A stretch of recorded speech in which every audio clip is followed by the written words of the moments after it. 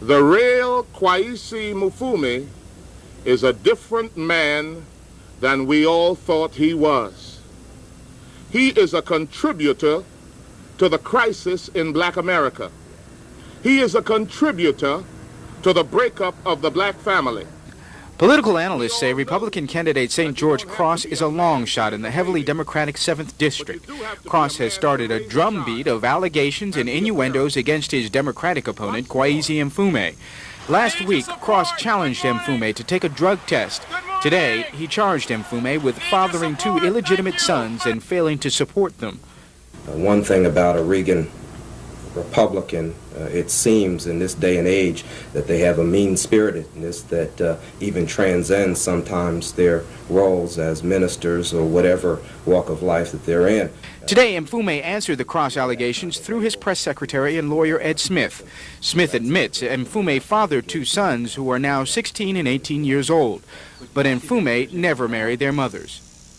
Kwesi, have the citizens of Baltimore been forced to support your children while you were employed or served as a city councilman?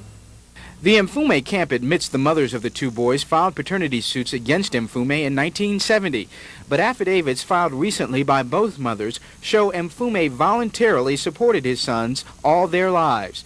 Both women say they are happy with the financial arrangements agreed upon, and in the affidavits, the women say Kwesi has been an excellent father.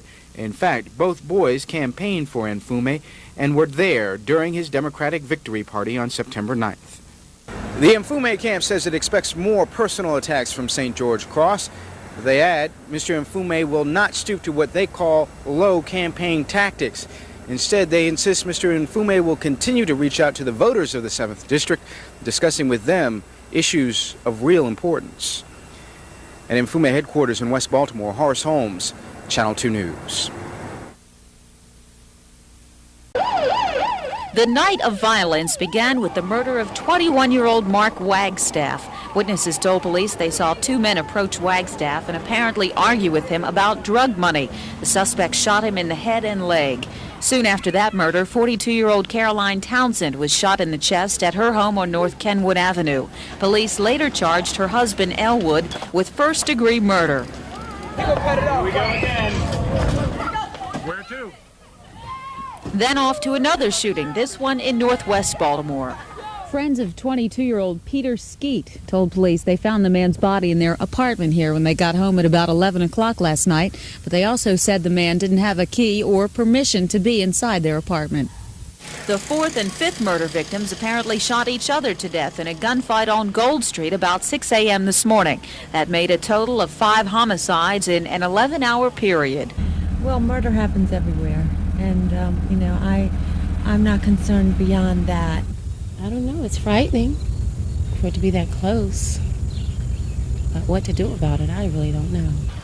The killing spree left 5 people dead and many more grieving for their lost relatives. It's an all too familiar scene in the city. 170 people killed so far this year, compared to 149 a year ago. In West Baltimore, I'm Brenda Carl, Channel 2 News.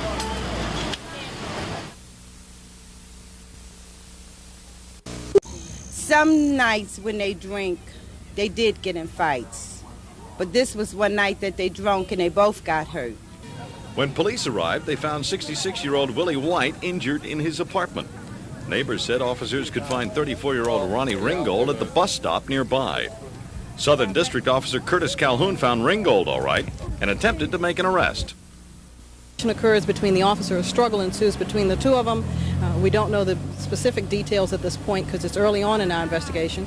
But the officer motions to the suspect after a struggle ensues on the ground. Both of them stand up. The officer motions to the suspect to stay back, and at which time the officer shot him. 34-year-old Ronnie Ringgold was rushed to shock trauma, where he died of a gunshot wound in the chest. Willie White, the man whom Ringgold allegedly assaulted with an axe, is in South Baltimore General Hospital in good condition. Yeah, I'll do that.